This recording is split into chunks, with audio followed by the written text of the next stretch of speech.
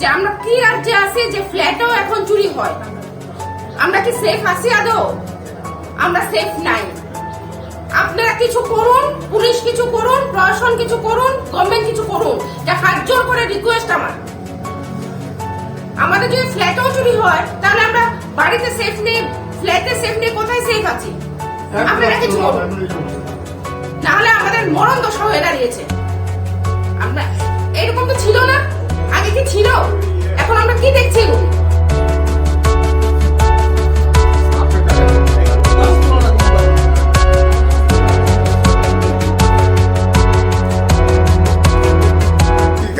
কালকে দুপুরবেলা বাসগ্রাম গেছে, আজকে এসে বলবো রাত্রে এই ঘরটা ফাঁকা ছিল, মানে ছিল, কিন্তু আমাদের সিকিউরিটি আছে, সিকিউরিটি থাকা সত্ত্বেও এরকম চুরি হইল। আর আমি তো টের পাইনি, আমি তো উল্টো দিকে আমার ছেলের